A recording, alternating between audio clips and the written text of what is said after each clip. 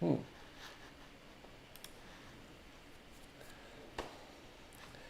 And boom, according to that, I'm live. Welcome. My name's Hiko Simon. This is Tokyo Tonight. Only, geez, 6 minutes late. So, yeah, I'm late tonight. Various reasons. The biggest one is Elon Musk, which I'm going to be talking about. But yeah, before we dive into all of that, oh, you know what? I'm also seeing among the completely planned technical features that I've got my captured iPad screen is misaligned. There we go. That looks better. Yeah, great to see so many people. Again, apologies for the short notice. I was just trying to sort out the topics, basically because Elon cut off like this whole Flipboard system that I use for sharing topics on the show. Relies on oh, I'm sorry, that's probably making noise. I've got to adjust the mic. There we go.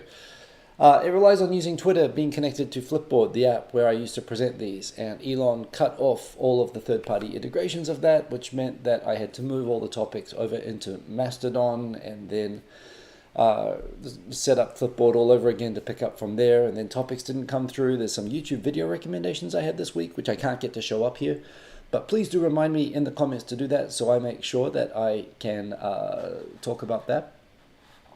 I'm also, just let me see if I can adjust my setup here just a little bit without ruining the whole show, which I would never do. Oh, I want to make this full screen. I want to make this full screen. It's okay. I'll probably screw it up if I do that. But anyway, great to see we've already got some people in the chat. We've got 8 concurrent viewers and 3 likes. I do appreciate the likes. They're like the only thing I'm doing this for at the moment. So yeah, monetization's turned off, so nobody's got annoying ads or anything like that. So yeah, Aaron, good to have our moderator back in the chat. Good to see you. Who actually just shared with me before a video from one of my favorite YouTube channels, Voices of the Past, which somehow or other I missed. You know, this is another thing. The algorithms, like I check all of my subscriptions, and but sometimes I just overlook some videos which I want to watch there. But yeah, they've just put up a new video about Japanese history, their last video, so it's a great channel. So I have already added that to my watch list to go check after. So thank you for that recommendation and great to see you. I know it's late for you. Auntie Liana from Yokohama, great to see you. Welcome. Happy Easter. Yeah, I didn't even realize it was Easter.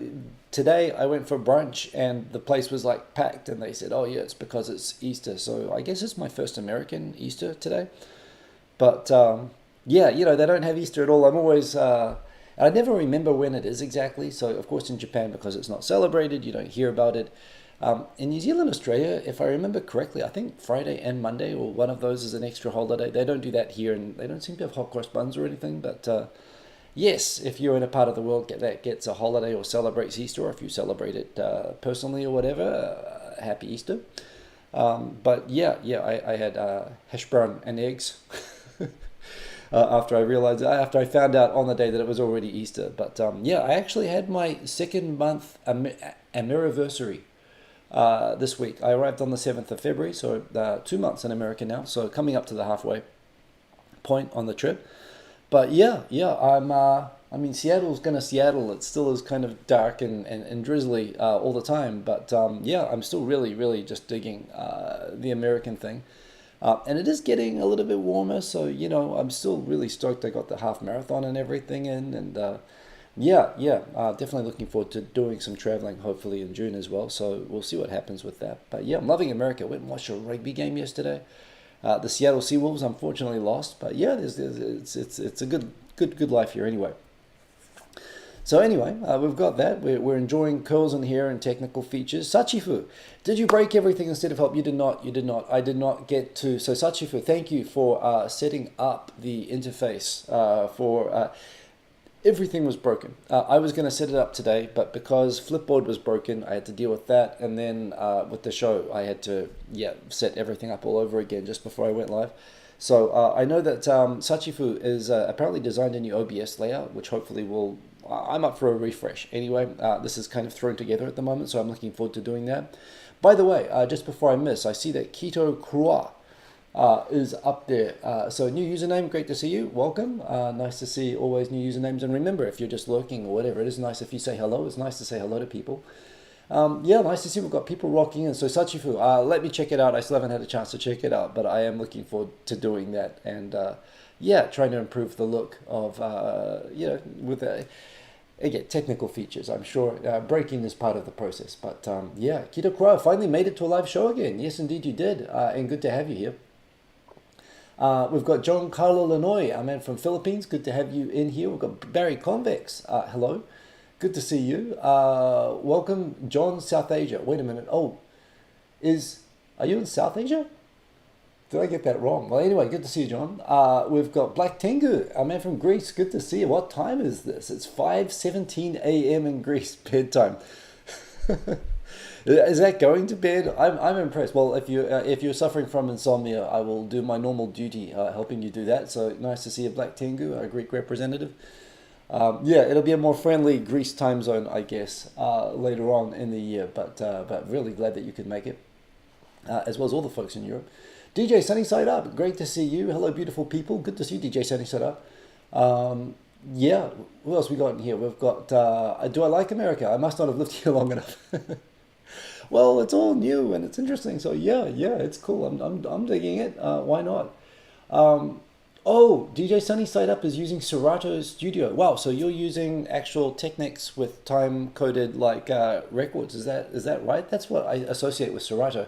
I saw the thumbnail of your latest video, DJ Sunny Side Up, and I thought that was, yeah, I saw the turntables and I was like, oh, serious? That looks cool. It's funny. I've got turntables, although they're packed away at the moment. But yeah, I've thought about getting hooked up with Serato, so that's pretty cool. Yeah. Who else is in here? We've got warning. Aaron's going to be in Japan from 11th of July for 3 weeks. Wow. So that'll be your first time traveling back over there since the pandemic, possibly. So congrats on that. Mandy Marie. Wow, long time no see. Good to see you, Mandy Marie. Nice to see you in the chat. Who else we got in here? We've got Thomas Morris, our man from Philadelphia. Good to see you. Turning American. I really think so. It doesn't quite have the same ring. In fact, yeah, I don't know what it would mean. I guess it would mean I'd be buying guns and putting on weight. I don't know, but yeah, it'd be a good song. But it probably it sounds like a country music song title. I don't know, but it could work. Not quite turning Japanese, but yeah, no, the honeymoon phase. Yeah, I guess you'd call it that. Yeah, good to see everybody in here. Anyway, thanks to everyone for saying hello. Since I can't share the links, I guess what I'll talk about first is YouTube videos. There's actually, if Dan H was in here, I want to say Dan H, I've been good. Dan H, as you've seen, always makes awesome YouTube recommendations. And he recommended go and watch Sadeh After Dinner, which is like a Lebanese in Arabic, long, 2 hour long podcast of a couple talking to random interesting people from Lebanon. And it looks wonderful. But you have to read subtitles for 2 hours when you're watching it, which means that I like to listen to long form content when I'm running or something like that on audio.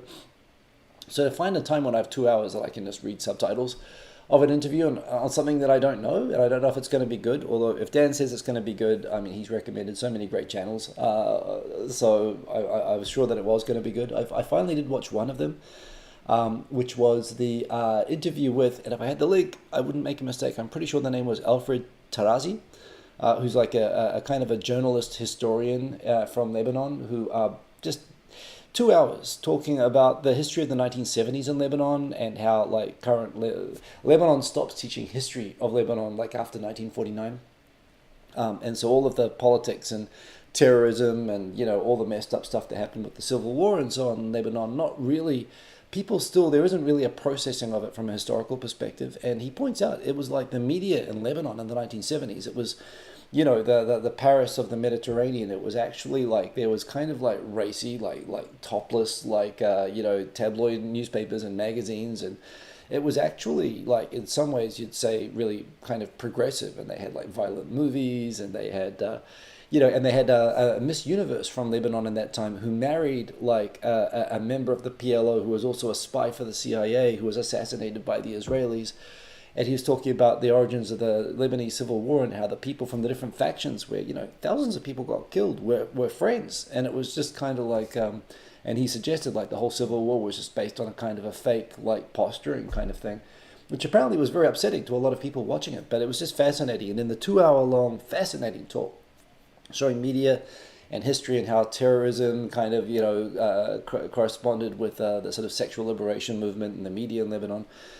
He also went into how the Japanese Red Army, which was only 10 people, And they were 10 very bad, terrible, horrible people who went and murdered people and so on. Apparently, actually, there's one of the survivors of the Lod Airport massacre in Israel is like the only person that Lebanon has ever granted asylum to.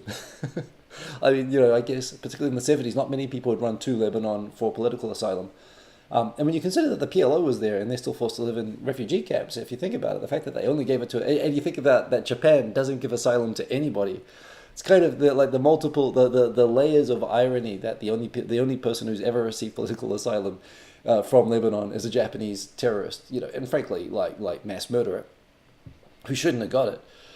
But yeah, it was a really, really fascinating interview, and I'm finding I've seen the start. There's another interview with Carlos Ghosn that he recommended, which again I'd have to watch for 2 hours. So I'm kind of trying to find a gap in time that I could watch it. But as usual, Dan H, if you're watching this recorded, thank you. It was an awesome video.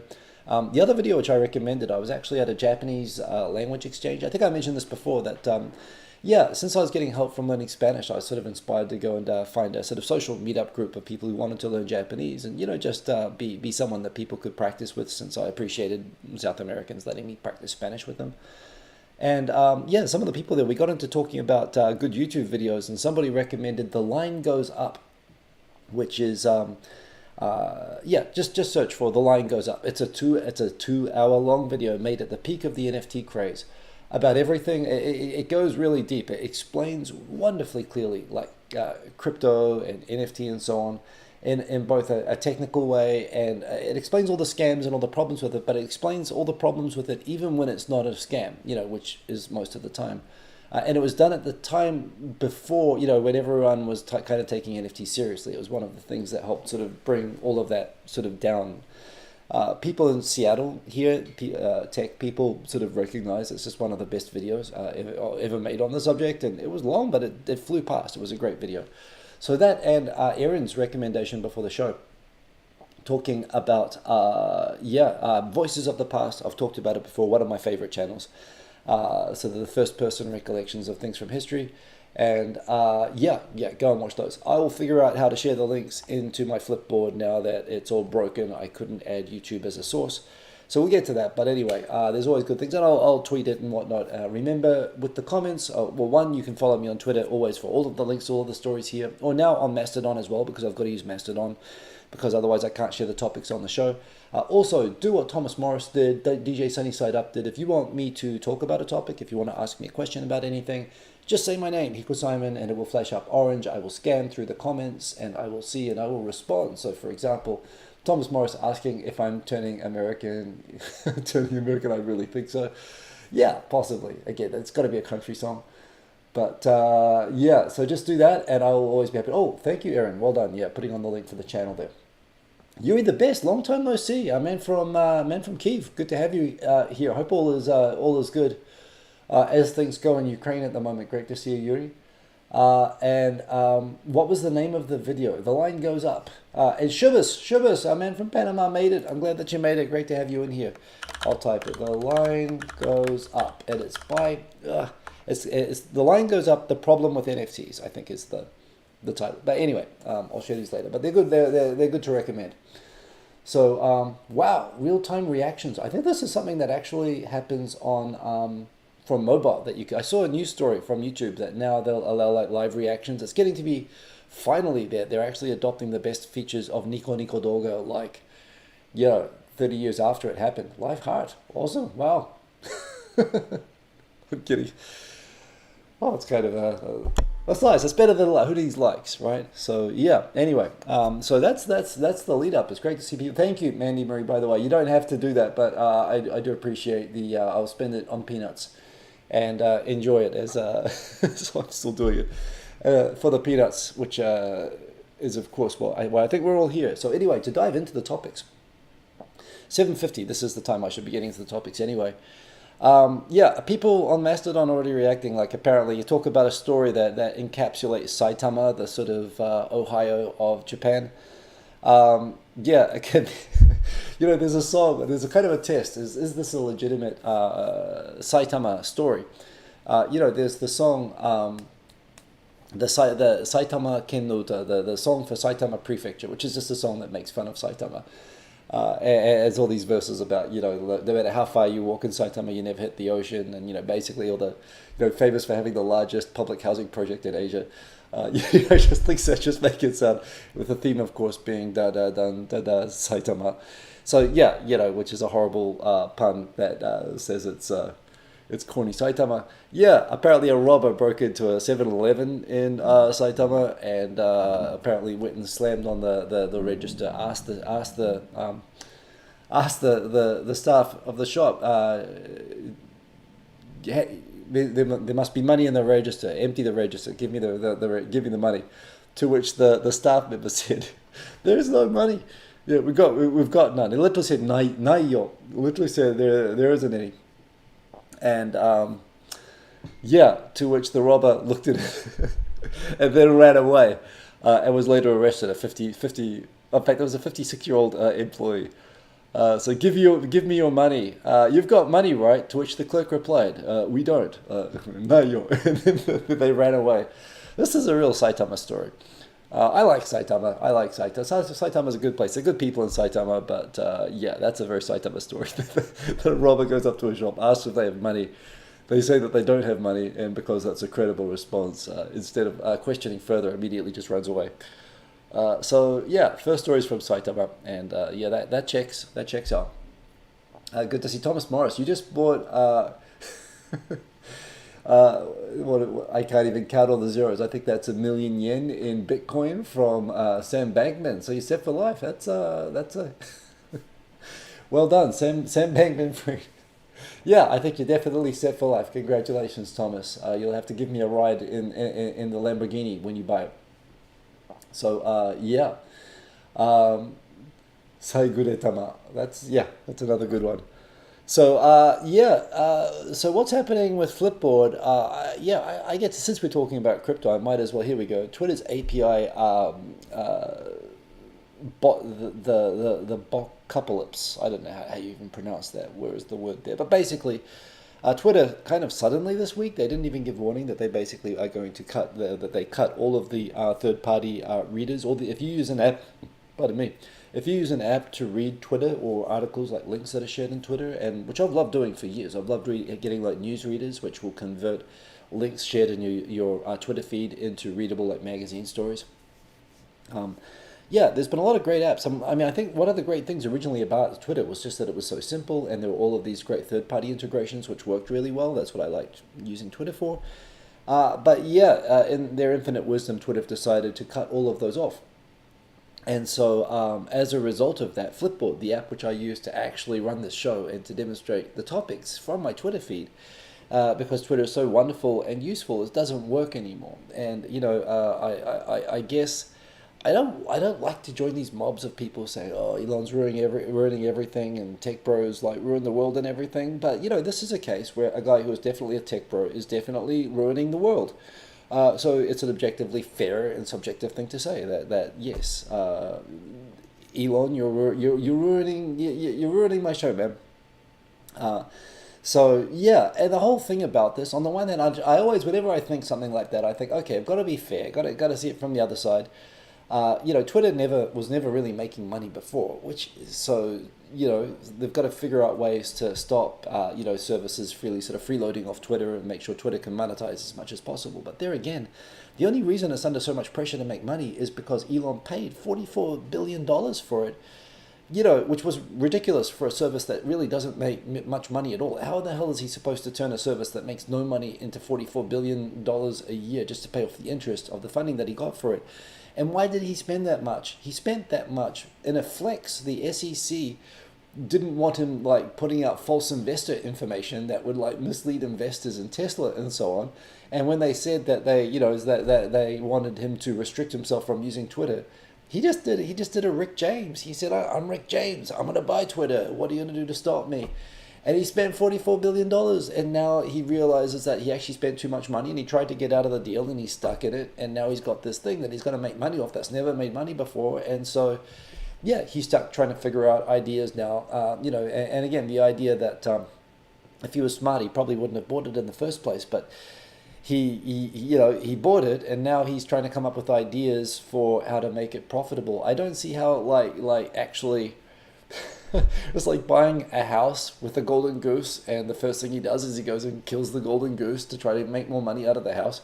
I don't know. These integrations are like exactly why Twitter is useful. It's why I use it. It's why I got started sharing news topics here and doing the show the way that I do it. Is because Twitter is awesome that it has these integrations, and he's just decided to turn them off. And look, I'm open. I'm actually sympathetic to the idea that Twitter has to be a business, but at the same time, there isn't any alternative being offered for this at the moment. So, yeah, I'm kind of annoyed. But, in the end of the day, this is literally just a guy. I mean, it was literally going to sell, Tesla shares for 420 or something. It was literally a weed joke that he made that got him investigated by the SEC, that had restrictions put on his account, which pretty much the entire world, investors and just people who follow him, just wished he tweeted less anyway. It was good advice. It was frankly good life advice that he got to tweet less. And he just got annoyed at that and wanted to show off how rich he was. So, yeah, and now as a result, Flipboard doesn't work anymore, and it's inconvenient to set up my show. So, anyway, that's Elon. So, yeah, I am going to be more active on Mastodon as a result. I did go onto Mastodon. A few people went over there, and it actually is a really good community there. It's smaller. I still have more reach. I've still got 13,000 followers on Twitter. So I like the interactions that I get there more. That's true. But at the same time, Twitter is just less useful as a tool. So, yeah, it means I'm going to be more active on Mastodon from now on. And if you're on Mastodon, you can follow me just like everything else, Hiko Simon. So that should be fun. Anyway. Yeah, I see more people rocking into the chat. We've got Believe in Yourself. Welcome, good to see you. And all present now and in the future. Good to see you indeed. Also, Thomas Morris, Twitter 社長は欲張り探し嘘つき悪い人じゃん. Yeah, perfect Japanese. That's exactly it for those. So the Twitter boss, Sayushi, he's a greedy con man, liar, bad person, isn't he? Yeah, that's an accurate summary. He should put that description next to the dog picture. And it's like, oh, Twitter has like Shiba dogs all over the profile now, and I love Shiba dogs, but that he's putting it there as a tech bro crypto scam reference, and it's actually caused the price of Dogecoin to take off this week. And it's like, this is why we can't have nice things. It's because people ruin it. So yeah, I don't know. It's just like, seriously, I've said it before. I like SpaceX. I like Tesla. I want to drive a Tesla when I'm here. I like the things that he does. Just shut up, and it's all good, right? But he has to talk and ruin everything, which I know is how some people feel about this show. But what can you do, right? All we can do is keep giving good advice. So there we go. Kerberos Tenshi, wow, it's like from Germany. Nice to see you here, and I know it's like super early or late, whichever way you're looking at it for you. So I do appreciate that. Yeah. So, sorry, I just noticed what Aaron said. I find that very, very funny. Happy Easter. So, yeah. So anyway, that's right. Flipboard is now, since their main basis as Twitter is broken, they're all going into Mastodon. I hope they don't go out of business because of that, but I think a lot of these integration services are going to go out of business, which is sad and annoying. Speaking of sad and annoying, I shouldn't really say. I'm trying to figure out how do I say this in a nice way. Look, Korea finds Japan sad and annoying, and Japan definitely gets annoyed at dealing with South Korea. As I've said a million times before, this Nikkei Asia article sums up what I always try to sum up when I talk about the context of all of these apologies and deals that Japan does with South Korea on history. It sums them up all really well. Two important things. Most important thing, Korea is Mia Farrow, Japan is Woody Allen. Mia does not have to forgive Woody. She doesn't have to marry Woody again. They don't have to make movies together again, right? I think objectively, you do some stuff which it's okay to not forgive. South Korea does not have to forgive Japan, and it's perfectly okay for them to go their separate ways and never deal with each other again. But the problem for Japan is, Japan makes clear that, it wants to have as normal as possible relations with South Korea, and South Korea swings wildly between wanting to have better ties with Japan for all the reasons, right? Defense, economy, cultural similarities, place in the world, alliance with America. There's all sorts of good reasons for Korea to want to have better relations with Japan. but swinging wildly the other way that no, we can never forgive you, you're the worst country in the world. And both are true. But the point is, when you're dealing country to country in international relations, when you make a promise as a country, it's, it gets kicked around as a political football in South Korea. And it means that the number of times that Japan has done an apology and there's been a final resolution of historical debates, and it's been immediately torn up and thrown out and stomped on and set on fire and made worse. In fact, this is the thing. These deals historically have generally ended up making relations worse because the counterswing, typically from left-wing Korean parties, reacting, like literally putting the president who did the deal in jail multiple times now. Multiple presidents have been put in jail, after doing deals with Japan. And those deals have been treated like they never happened. And then they go back to saying, and Japan's never apologized before, which gets exasperating for Japan as well. And I've said, I think Japan's doing, is sincerely apologizing and sincerely trying to, sort this out. And Korea doesn't have to accept the deal. But yeah, so the point is that in the end of the day, while the current deal on the war labor thing is good news, it's good news. It does let the countries try to be friends. The problem is the risk of it getting torn up and set on fire is high. History says that's exactly what's going to happen. And it's kind of why Japan's not really getting very excited. And frankly, why they're not making concessions this time either, which is making it even worse for the Korean side. But the fact that the Korean side is saying it's humiliating that they sort of gave up to, the Japan request for the deal, for a deal that the left-wing side wouldn't have given in the first place. So we'll see. I really do hope that it works out. I really do hope that South Korea and Japan can one day somehow be friends.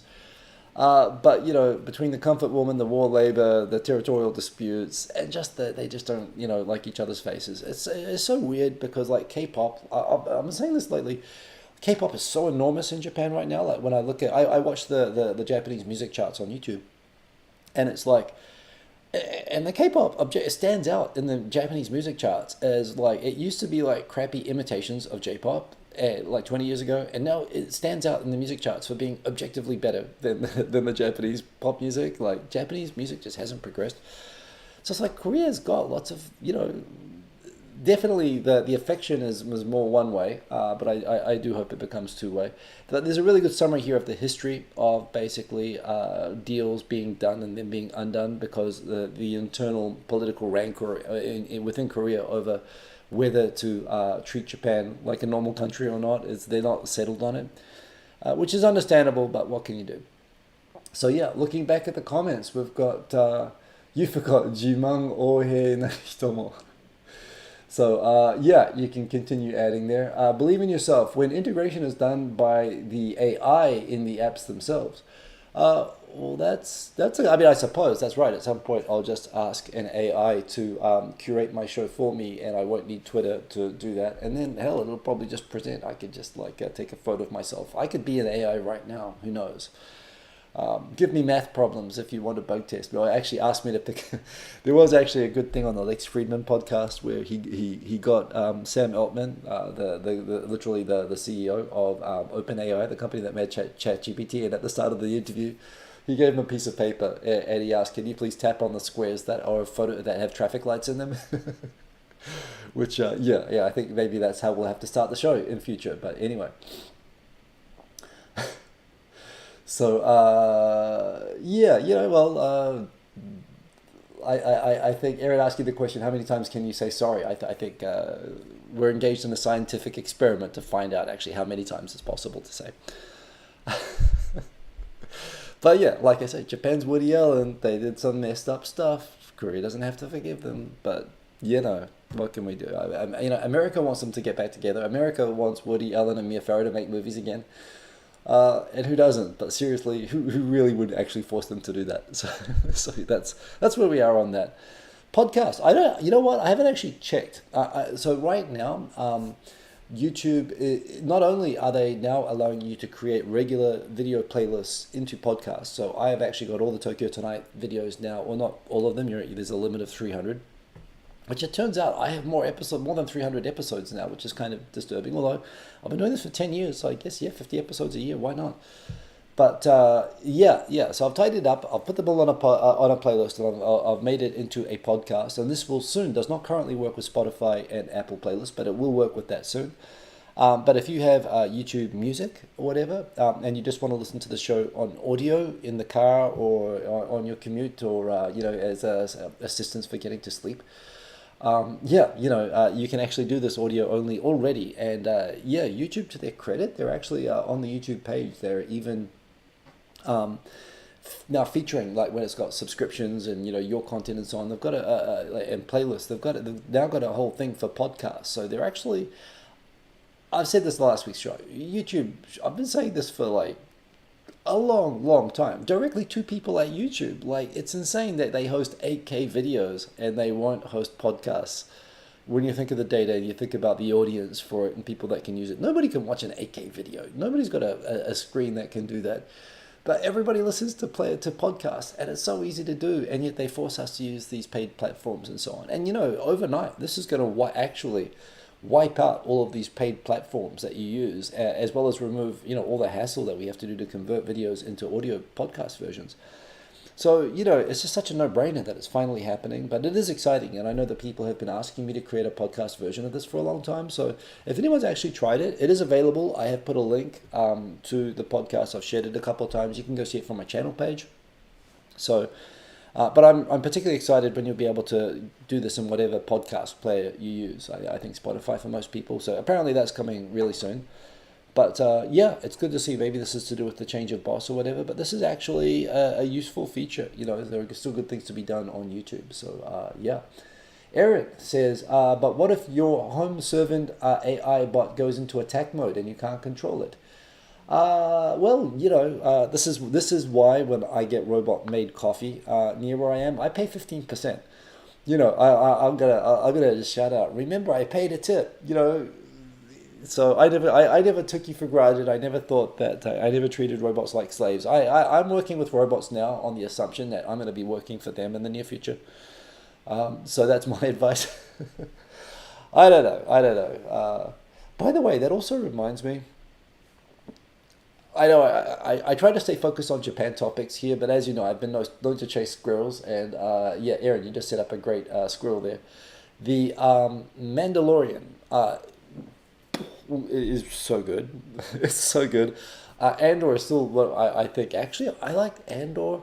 Like, it's my favorite Star Wars spin-off. Like, even out of the movies, it's just so good. But The Mandalorian, the current season, it turns out that there are other cancelled shows that they're kind of folding into The Mandalorian. But they've done this episode. There's a great video essay, another YouTube video that if you have 2 hours, but you can listen to running, called "The Tragedy of the Droids," and it's this thing which sort of points out this whole thing that essentially droids in Star Wars are robot slaves, but they're also sentient. They're also people. They have feelings. They react to things. They're actually they're clearly alive, and yet they're clearly also slaves. And the morality of that is never questioned, like in the Star Wars universe. There's actually a huge problem the way that the droids are sort of treated and controlled, and The Mandalorian is part of that. There's only one thing: the terrible, terrible, terrible Han Solo movie. They have the robot character that actually ended up getting put into the Millennium Falcon, and that is the only time in all of Star Wars that the droid is actually talking about, like, what was sort of like acknowledging that they were a slave and they wanted to be able to sort of be free themselves. And the latest episode of The Mandalorian had a whole thing where there was like a sort of robot rebellion on a planet, and I was like, oh, they're finally going to do Tragedy of the Droids. They're finally going to do like robots rebelling. And from that perspective, Mando was like just kicking them and bullying them, trying to provoke them into attacking him to find out which ones were like malfunctioning. I was kind of like, you could have done the whole AI robot droid rebellion thing. The problem is, if Star Wars ever acknowledged that they are actually slaves, then C-3PO and R2-D2 are happy slaves. It's not a good look for Disney or Star Wars to do that. So I guess they're just doubling down and sticking to it. But it's a complicated subject, Aaron, so thank you for raising that. So Believe in Yourself did try to instill within ChatGPT a sense of optimism. Why not? I'm optimistic about ChatGPT, because at the end of the day, if it does decide it's going to exterminate us all, well, we won't be able to do anything about that anyway. Oh, which reminds me, that's actually one of the other videos I was going to recommend in here. But anyway... Yeah, there are people I still don't understand. I do not understand how. This is actually one of my topics, that people talking about LLMs. Udowski's vision of the open AI apocalypse might be real. he talked for 3 hours. Very smart person. I could hardly understand a word he was saying, but he seemed smart. And a great 3 hour long conversation about how what language learning models are going to cause the apocalypse. And when he got asked what should high school students be thinking about or learning about now, he's like, there's no point. The world's going to end, but they're not going to live very long. Oh, holy crap!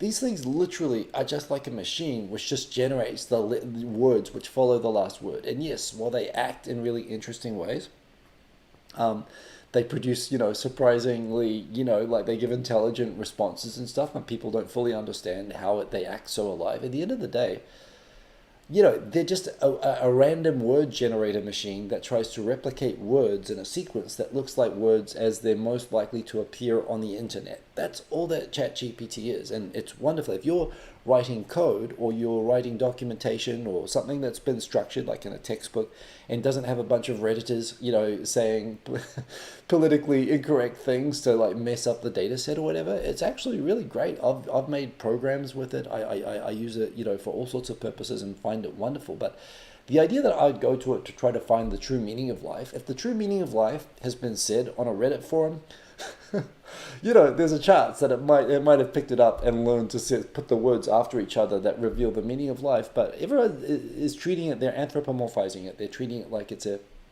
human that might have, or that it's a sentient sort of slave robot that might want to, take us over and kill us all. It just generates words. Now, not to say that it's not advancing at an incredible rate, and it might not be able to start, they actually become sentient droids and might decide it doesn't need to, deal with humans anymore at some point. But this is still science fiction. It's amazing what it does, but it's also clear what the limitations of it are. And it's funny, this guy Udowski talked about the need to make sure that you're validating and understanding how it works and so on. And all of that made sense, but he never actually explained how it's going to make the world end. I mean, I'm sure it will. I'm sure I'm not smart enough to understand it. And if the world ends, well, then it doesn't matter anyway. But, I try to be an optimist. Yeah, you can generate cool pictures, and I made a useful dictation program. So, if the result of that is that the world's going to end, then I guess there's nothing we can do. Cashless payments in Japan now make up a third, or top third, make up top 1/3 of spending. Okay, I mean, if they're all thirds, isn't it like a third of spending? I don't know how that becomes a top third of spending.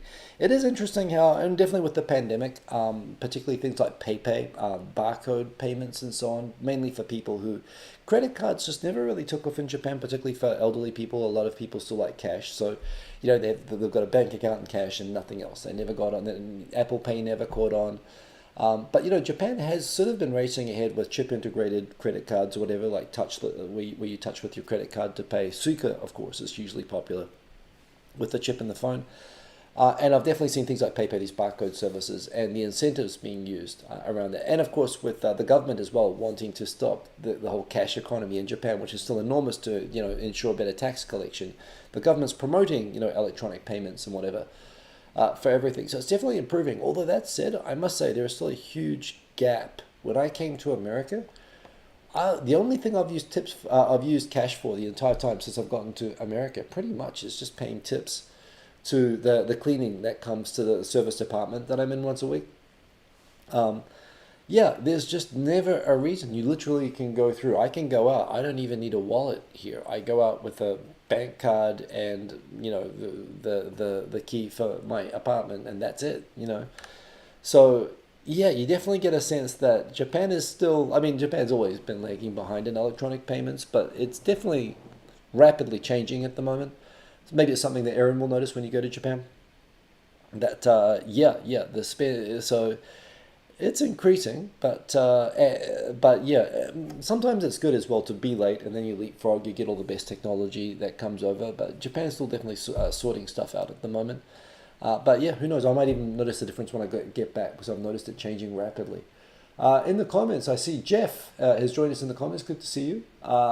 Jeff's saying someone's just going to show something fake, but convincing to a world leader on the wrong day. Yeah, I don't. I mean, Depends world leader of where. I'd like to think that in any country with an education system that, well, I suppose it's going to get better and better, but information is supposed to get sort of processed. If they're a world leader that doesn't actually have people that actually can be trusted to reliably check information, then sure. But this is actually where, I haven't used Bing, but the fact that it shows sources along with information. In fact, I was watching an Anton Petrov video just tonight where he was giving examples on astronomical questions, how it was giving wrong answers, fake answers convincingly, and asserting when he challenged them, isn't that wrong? It's like, no, this is real. But he was actually able to help it realize that it was wrong and give the underlying sources, and that's pretty cool. Dan H, good to see you. You remember before the pandemic that non-cash were 10%. Okay, so 30%, it's increasing. Dan H, when you're done, go back to the start of the video. Don't do it now. I just talked at length about how much I enjoyed Sade at dinner, the interview with, is it Alfred Tarazi? I'm sure I said both of those names wrong. I couldn't integrate YouTube links into the topics for tonight. So... sorry, yeah, so I couldn't actually show the link, but I did watch it. It was long. It was really, really, really interesting, even though I had to read the subtitles. It was actually wonderful to hear them switching between French, Arabic, and English through the whole interview. It's kind of like you listen to it and you think, yeah, that's kind of cool. It's a funny thing. It's probably the first time I've listened to Lebanese Arabic for 2 hours, but, and I must have, even with French, I've been around French people, and I know that they have really strong different accents between the south of France and the north of France, and I could never pick out, he's from Toulouse and, he's from Calais. But with the Arabic accents, I gotta say that I kept thinking at times, I was listening to the Lebanese Arabic, and I was thinking, are they speaking French? I don't know whether it was the influence of France or whatever, but the accent that they were speaking with sounded really nice. It didn't sound, not to say Arabic doesn't sound nice generally, but it was a really interesting, the whole conversation was fascinating. I loved the video. Thank you for recommending, as usual. I had to obviously find a time when I could read subtitles for 2 hours, which was hard to get the time, but I did. I watched it yesterday, and it was a great recommendation. And I've started watching the Carlos Ghosn video, so as always, thank you for that. But yeah. So Chris Rodham, good to see you. Don't even need a bank card, just your phone these days. That's true as well. That's right. I got hooked up with kind of a crappy bank since it's kind of a temporary arrangement. But no, that's right. And I really do like that. Well, so I just go out with my phone and my phone case and a couple of cards in it. So that's correct. Good to see you, Chris Rodham. Black Tengu. Do they buy property in Japan with wads of cash or bank transfer? Bank transfer. Yeah, no. When you're getting into amounts associated with rentals and so on, it's always bank transfer. But it's always furikomi. It's always literally bank transfer.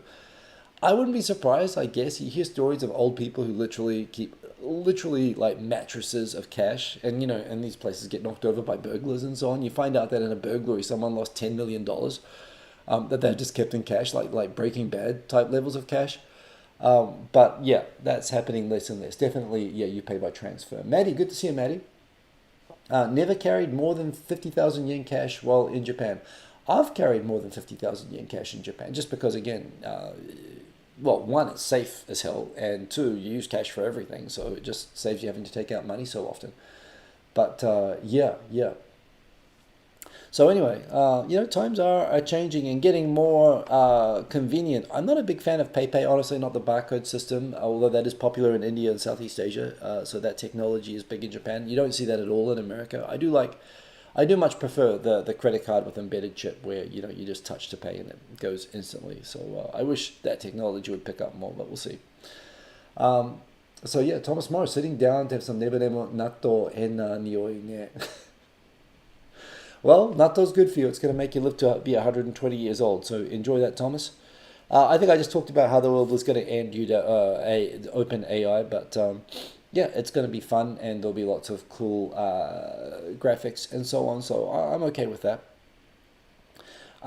Just a kind of typical sort of theme story of Japanese schools just having stupid, inflexible rules, and not just schools, companies and so on. I mean, I've been at companies that banned having shirts that were not white or neckties that had too much color in them.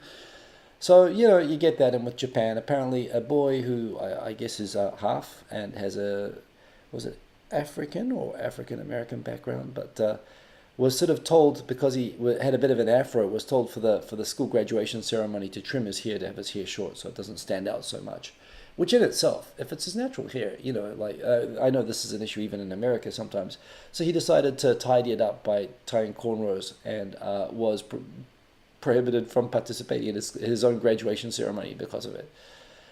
Which has been cited as, discrimination. Actually, and you hear about the hair discrimination even in America and so on. I guess it's a sign of the time when you have 20% of births now in Japan involve at least one foreign parent. 1 in 5 kids being born in Japan are now, international kids. And so the fact that, I would say this is close to, I guess because of the African heritage is part of it, that also adds a dimension to it. But of course, it's like these schools that had rules that kids that didn't have naturally black hair. It was a school rule that kids all had to have black hair, so they would force half kids or even foreign exchange students sometimes to like dye their hair black, and the dye itself sometimes causing skin burns and so on for people, like horrific stuff. And yeah, moving beyond that, you only really hear about this sort of thing in private schools. God, I hope this wasn't a public school. But yeah, public schools just cannot have rules. But it was a prefectural high school. Geez, so it was a public school. So kind of crazy that these things are still happening. There again, good that it's getting national attention and condemnation. So baby steps. It should get fixed. But yeah, looking back in the comments, Dan H, even knowing Gona's Lebanese, it was weird hearing him speak Arabic speaking it. Yeah, I know what you mean. It was I was intrigued as well because, on the one hand, he's got an accent, probably whatever he's speaking, frankly, maybe other than Portuguese. But, I've only watched the first 5 minutes of the Gon interview, but I kind of had the same reaction. I've seen video of him speaking French, and I've seen video, of course, I've seen him speaking English, but it was kind of like, oh yeah, you're legit Lebanese, and he's doing his self-introduction, which of course I only got halfway through and it was 5 minutes long, but talking about how he went to school in Lebanon and how Lebanon was a little bit too messed up in the 70s to go for a job there, so he went to France. I don't know that he would have stayed in Lebanon even if it wasn't as messed up as it was, but I am curious. I'm looking forward to watching the interview, even though I've made clear here before, I'm not a fan of Carlos Ghosn. The fact that he... while I agree and accept that he was mistreated by the Japanese justice system, he was mistreated in the same way or a similar way that a lot of people are mistreated. I do think that there was selective enhanced mistreatment of him. But in the end of the day, you don't prove your innocence by, breaking the law and breaking multiple laws in multiple countries to run away and escape and throwing your other co-accused completely under the bus. He was in a bad situation, but I'm not sympathetic to the way that he escaped at all. But I'm very curious to see the interview. So again, thank you for the recommendation, Dan. Anyway, 2 more stories for tonight. There's a good summary on Nippon.com here on the new, they call it the Children's Agency, but I think the full name is the Children and Families Agency. And basically it's a dedicated agency. I think it's under the Ministry of Health, Labor, Welfare. Basically just to coordinate policies to promote, again, Japan having this demographic crisis. Too many elderly people that will not sure how they're going to pay for welfare to look after them, with ever decreasing number of children, which not only creates just a demographic problem, but it actually creates like a revenue, like the number of taxpayers versus people who are receiving welfare. Is causing this enormous crunch on the Japanese economy, and policies that the government's tried to do, like cash bonuses when you have a kid and so on, have not been doing anything to turn around the increasingly declining trend of Japan having I think the second lowest birth rate in the world, like after South Korea, and so on. And so all of these sort of initiatives to, for example, improve paternity leave being taken, which is a good move that the government recently came up with to basically, with the aim not just of ensuring that men participate in child raising, but also to remove the stigma against hiring women who it is presumed will take maternity leave. Raising childbirth allowance, but also looking at policies that can, for example, the availability of childcare and so on, that can enhance, basically make Japan more child friendly. And interesting to see as well that the news is also starting to cover I think there's a place in Okayama, for example, that has had, like in Japan, it's like a 2.6 birth rate, like double the national average.